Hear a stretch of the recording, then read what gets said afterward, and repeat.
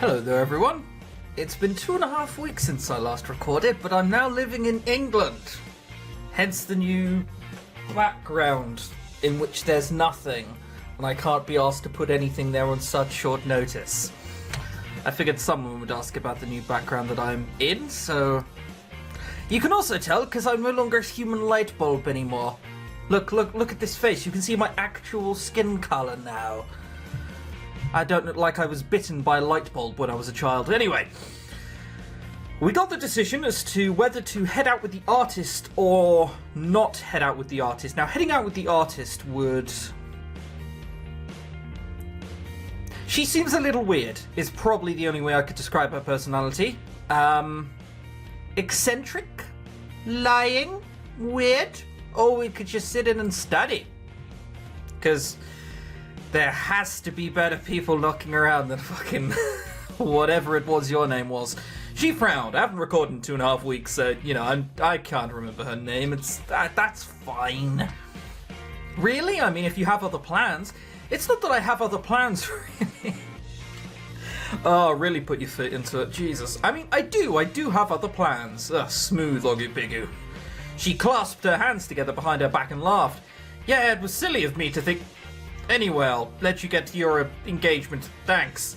It wasn't really that I didn't like Ji-hyo, it was, but she was a little strange and I didn't want to spend my free day with her. No hard feelings? She shook her head at me, though it looked like more of a shake of annoyance than a gesture of reassurance. I'll see you.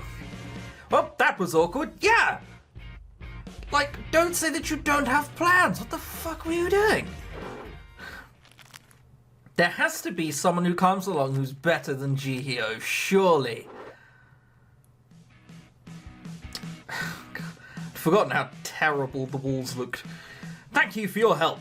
No problem, Angie. That is not my name. I know, man, I know. He's teasing you. He's a football lad. Danny Dyer. I'm still almost convinced that no one who watches me knows who Danny Dyer is. He grinned and Angelo walked away, shaking his head. Danny, can I... As soon as he noticed I was there and that we were alone, Danny left the room. Danny had been avoiding me lately. He still spoke to me as if things were normal when we were surrounded by other people, but every time we had an opportunity to speak privately, his smile fell and he ran from me as fast as he could. Oh, is this secret that he's been murdering Americans all this time? He's the illegal killer in New York? I can't fit anything around alien that makes sense there. This time, however, I decided to tail him. You can't avoid me forever, Danny. He stopped to look at me and shake his head, then disappeared into his room. Danny! I stood outside of his bedroom door. Please talk to me, I'm not going to hurt you or anything. Well, you don't know, you know what I'm like. Yeah, I might do. I don't bite and I haven't broken anyone's fingers in years. Well, I guess that's laughingly reassuring, even if you did mean it to be reassuring. His voice was only slightly muffled by the door between us. You broke someone's fingers? Never sneak up on a girl who's just been to self-defense class. How are you breaking them? What, were you carrying a knife and they just went for it or something? How do you break someone's fingers in self-defense? Like fingers. Plural. Ace. So you'll talk to me then. His door cracked open a bit and he stuck his face through. Depends. What exactly do you want to talk to me about so badly? You and I, we've never really talked. No, I suppose we haven't, but isn't that reason enough to do so now? I have some questions for you anyway. He grimaced and pulled the door open wider. My guess is you won't leave me alone until you get whatever answers you're looking for, is that about right?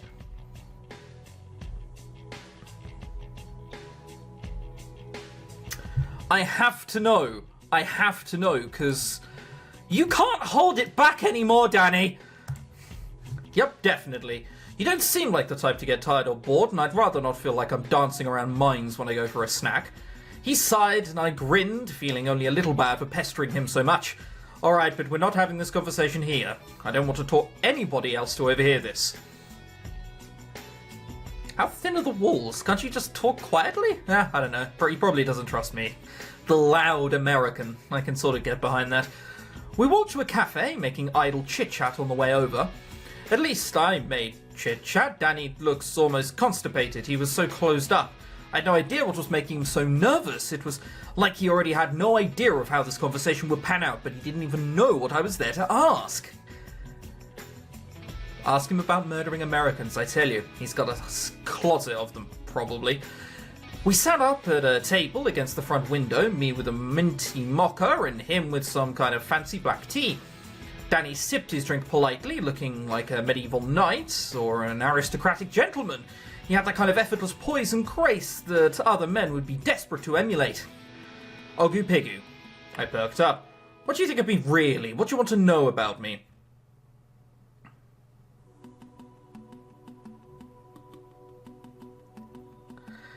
You're a great guy with low self-esteem. You're hiding some dark secret.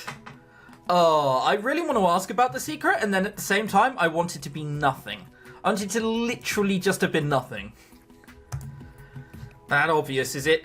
Well, it's obvious that something's bothering you anyway. Something makes you feel like you don't deserve people caring about you. I guess I should have known that you would piece it together. Maybe even I wanted you to.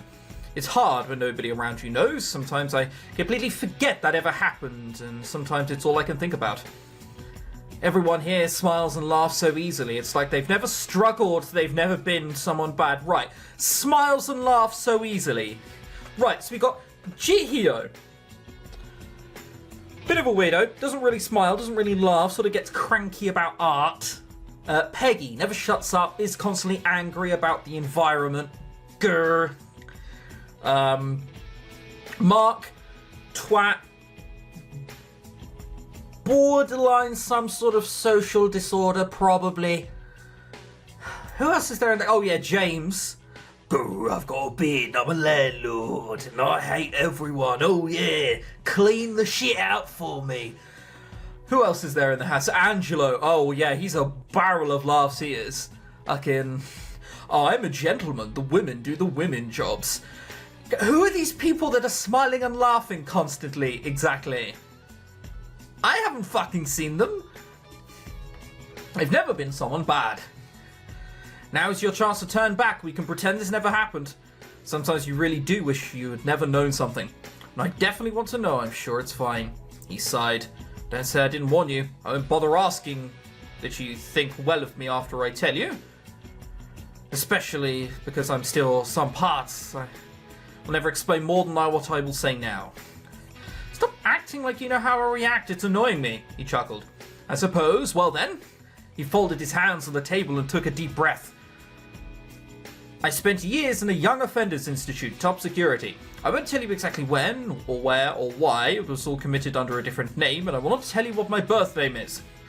What I did was bad enough that I was granted anonymity when I was released to prevent anyone from tracking me down to get revenge. Mary Bell Order, they call it.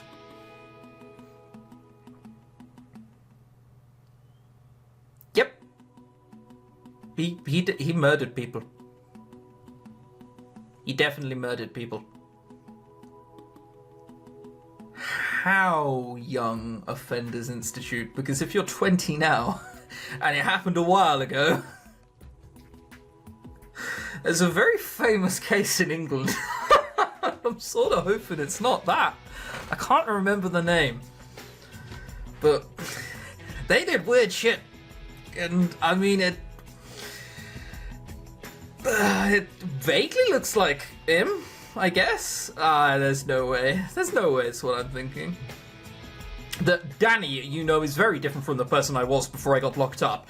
And even after a time, even for a time after I came out of it, it took me a while to face the bad parts about myself.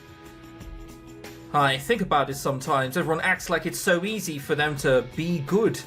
I wonder where I went wrong, or what was wrong with me. What is wrong with me? What makes it so tempting? But I digress. There it is. That's why I don't think I'm a good person, because I know I am not. No, Danny, you go to prison. It's a corrective facility, right? So they get you out, and you no longer want to viciously murder people. That's sort of what prison's for. So you weren't a good person, and then you changed. Sorry, I appear to be an old fucking man. My lord, I don't know what happened to my voice there. But I'm also not the same person I was. I have made vast improvements. I'm safe to be around. I won't hurt other people. You don't need to worry about that at all, although I understand if you don't trust me. He's definitely a murderer. He's definitely a murderer. I am safe to be around. That's not something a bank robber would say, is it? Someone who committed something for, like, stealing money. No, this guy definitely hurt someone. He took a sip of his tea, then met my eyes for the first time in days. So? That wasn't what I expected to hear. Not at all. Considering he didn't want to tell me why he went to jail, I had to assume it was something seriously bad. And why he was a child at that. What did he do? The fact that he was okay with me assuming the worst, murder, or... Did that mean he had done it? Did that mean he had done worse than the worst?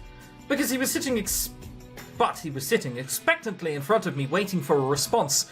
Suddenly, the friendly and controlled exterior he always showed around the hostel, the concern for and awareness of other needs made sense. He told himself how to behave that way precisely because it was not natural for him. In all the time I had known him, he had been nothing but kind and chivalrous.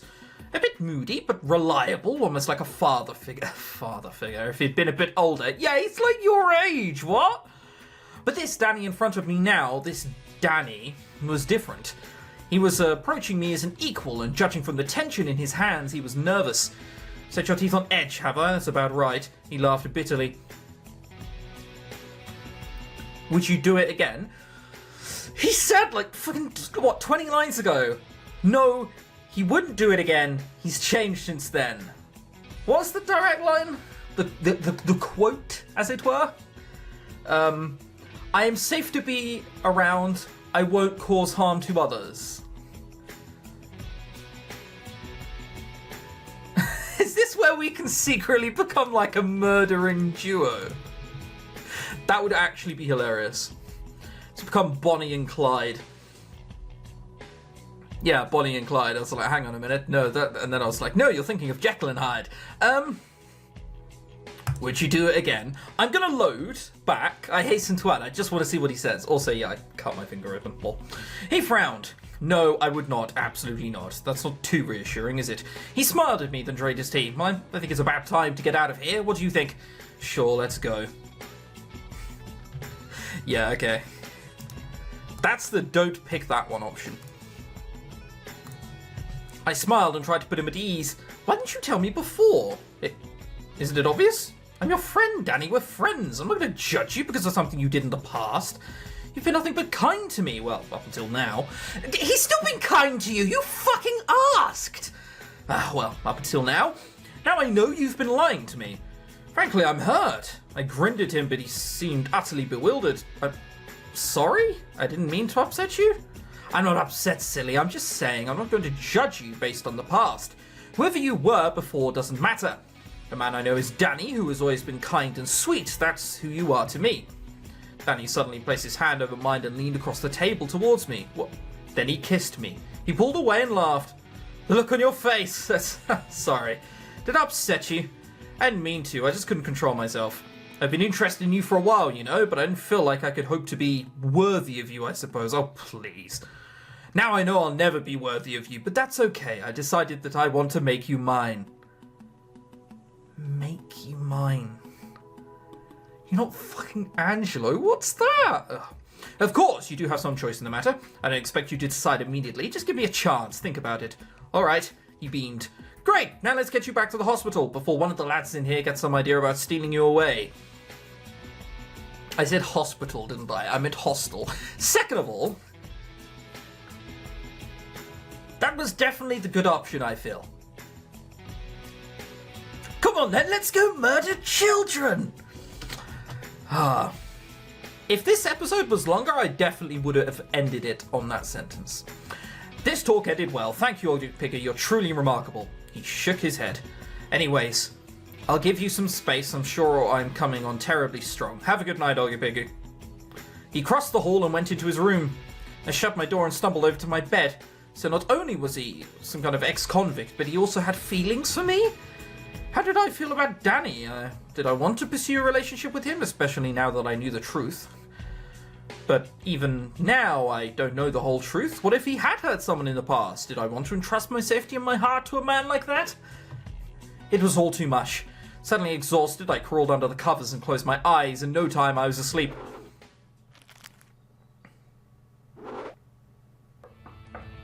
I was nearly getting ready as someone knocked on my sodding door again. I'm about to ready to start my daily schedule when there was a firm knock on my door. I glanced at the clock. It was only 9 in the morning, and on my day off too. I crept to the door and cautiously opened it, desperately hoping it wasn't James asking me to pull an extra shift.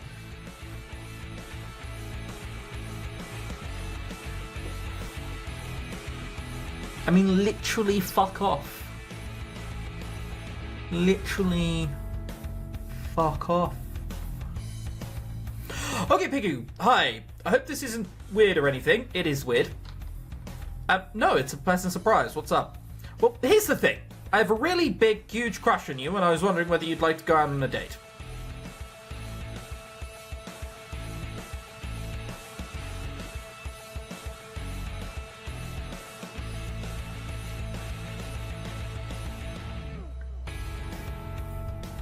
Are you fucking... What?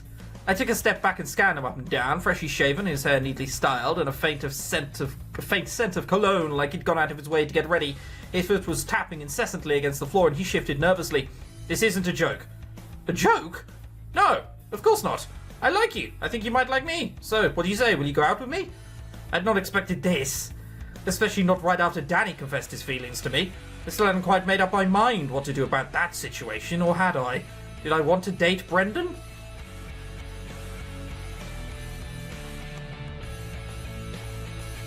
What? No! No! Brennan, there is such a thing as casual sex, which you can have with someone if you just go out, meet someone, sex back, okay, you don't ever remember about each other. It's all very quick, you don't get to know each other, it's fine. Or you can take it slow, go on a date, see how it goes. You don't appear to be asking for sex. And you want to start dating immediately without me knowing you. No!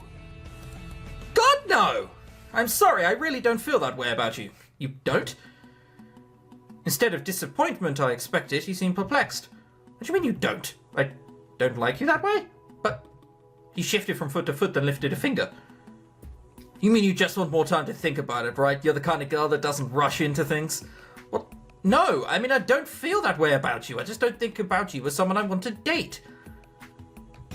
I couldn't think of a more politely direct way to say it. Surely he didn't want me to insult him and just get him to leave. But I don't understand. This is the first time. He trailed off, staring at the wall. I frowned at him. No means no. Ha! As if a woman ever means no when she says it. He's just such a dick. He's a proper dick as well. He's not the sort of dick who, in other visual novels, he's the jock. He'll be the one who's like, haha, and then eventually he'll like change. I feel this dude will just always be a dick. My heart stopped in my chest and I took a step back into the doorway. What the hell does that mean? Women like to be chased, you know?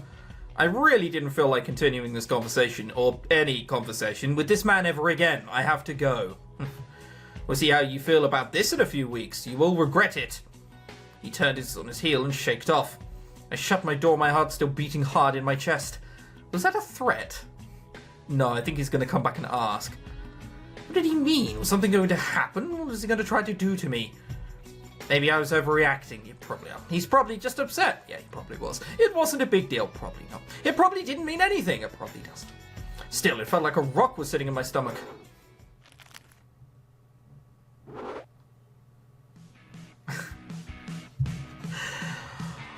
What the fuck is it with people in this game?